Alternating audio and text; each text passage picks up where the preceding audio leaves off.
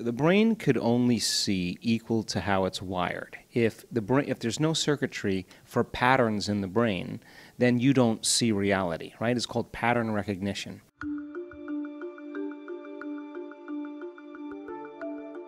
So then how do we begin to see things that exist but we don't have the circuitry to perceive, right? In other words, we don't see things how they are, we see things how we are.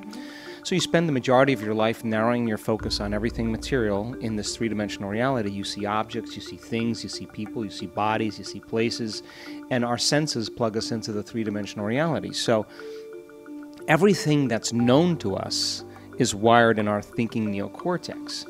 So what we're seeing, and it's happened to me so many times, let's say you have a profound mystical experience. There's 4 states of consciousness. There's wakefulness, there's sleep, there's dreaming, and then there's the transcendental moment.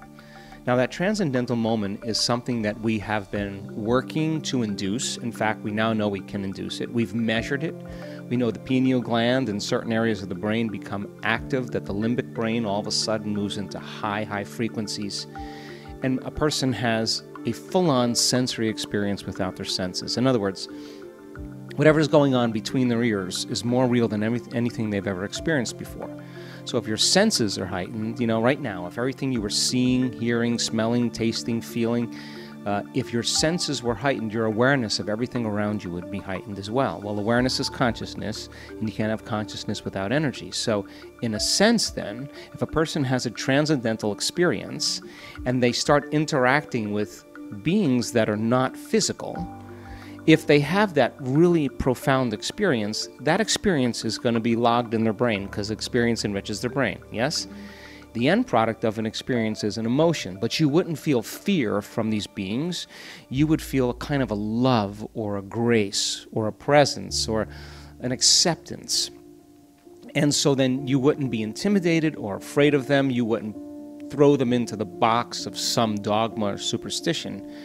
It's a profound moment where you're feeling such profound and intense love that you're leaning in and paying attention to the pictures in your mind. And in a sense, the stronger the emotion you feel from that inner event, the amount of gratitude or love or joy that you feel, the more you pay attention to the pictures in your mind. Now you're branding and embossing new circuitry in the brain. Now, what's the significance of that?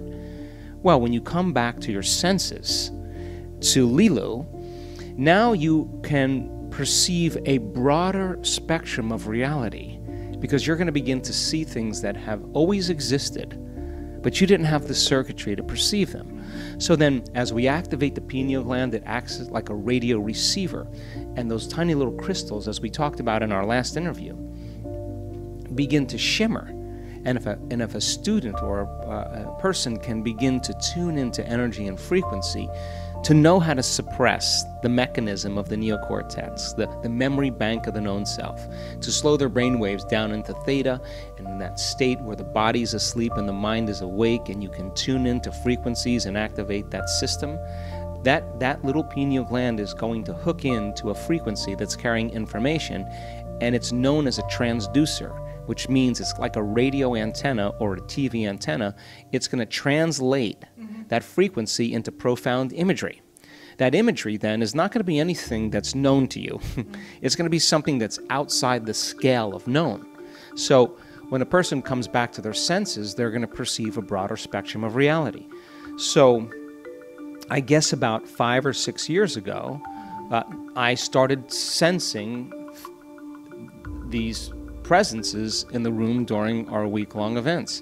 It started at the week-long events. Well, it started at the 5-day, 4.5-day workshops. I started, out of the corner of my eye, started perceiving certain things, primarily when we were doing the pineal gland meditations. I had other meditations as well, but there was an energy in the room that I noticed, and they're very noble, and they're very interested in what we're doing.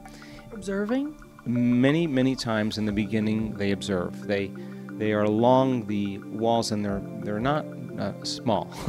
They're very, very tall. How tall?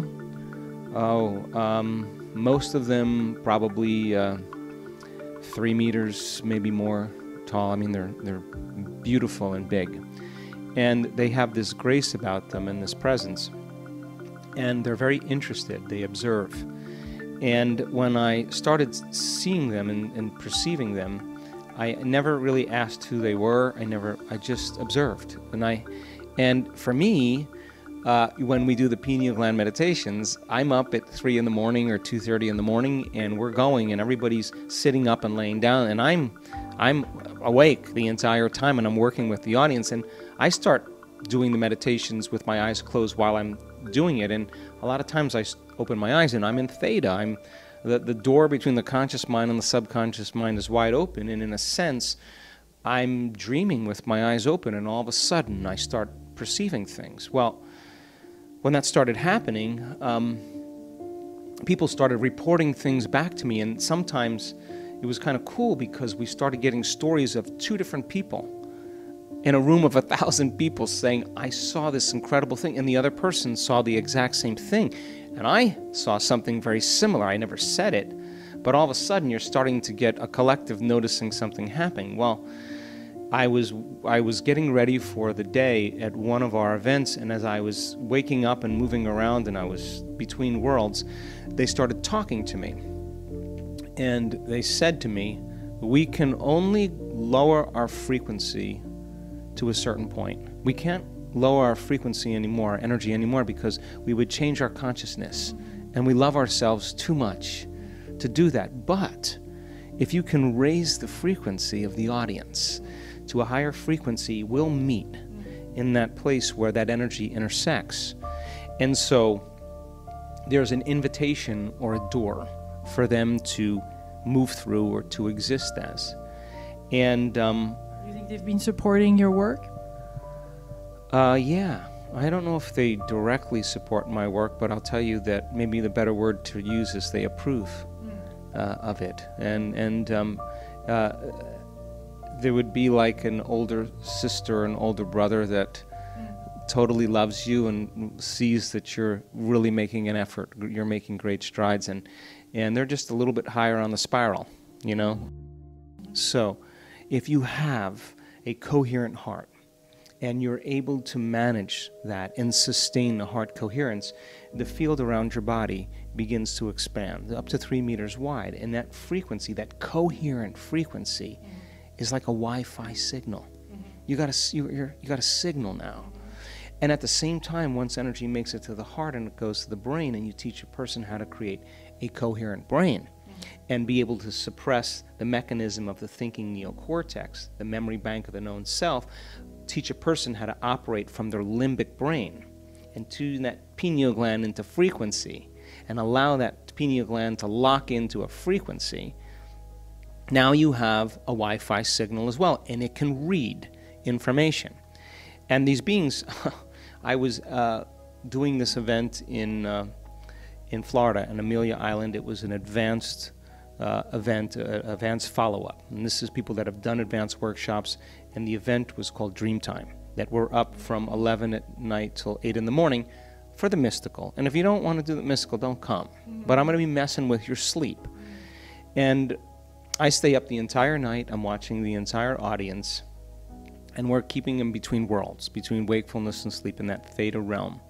And many people have very profound transcendental experiences. Why we're doing it. And I was trying to think of a way to explain this to the audience, and I had just finished the morning. I hadn't done my meditation, so I went into my room, I sat up, I did my meditation, and then I laid down. And when I laid down, all of a sudden, I see this beautiful fractal pattern with my eyes closed in the room. And the moment I see that fractal pattern, I know that that's order, that's information, a packet, a standing wave of information. And I sense it, I see it with my eyes closed, and then it unfolds, like it rolls out, and this beautiful being is standing right next to me. And I'm sitting there with my eyes closed, and I say, oh shit, like, holy, like, whoa.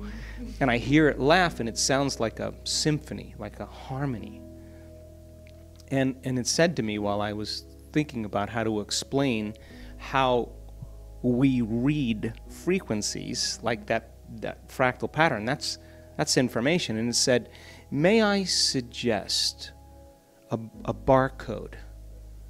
And I thought, while he said that or she said that, I said, what do you know about barcodes? Do you shop in a supermarket? and it laughed really loud. And as soon as I saw the barcode, I knew that the only way a barcode could be read is with a laser. And a laser is coherent light. And when you have that coherent heart and that coherent brain, now you're producing a very multidimensional signal. And now you can read that fractal. It's just information. It's coming from source, and it's slowing down into patterns, and your pineal gland is actually going to take that and transduce that into profound imagery. That's what it's going to do. So it's like a barcode. So then, as we begin to create more coherence in the brain, more coherence in the heart, you're creating a very profound laser, a Wi-Fi signal that can allow you to read information. You can't read it if you're separate. You can't read it if your brain's incoherent. You can't read it if your heart's incoherent. And so the more coherence and order you have, the more the experience gets enriched, because you can't read that information unless you're ready for it. That's the point. So as people start getting through this and they start having very profound moments, and they're now opening their heart, and they can sustain heart coherence, and they know how to create brain coherence. That's the formula. And now they have a laser. They have coherent light and information that can read information that exists beyond the senses. And the pineal gland, once activated, will transduce it into profound imagery. And whether you see it with your eyes open or your eyes closed, doesn't matter, because it's more real than anything you've ever experienced.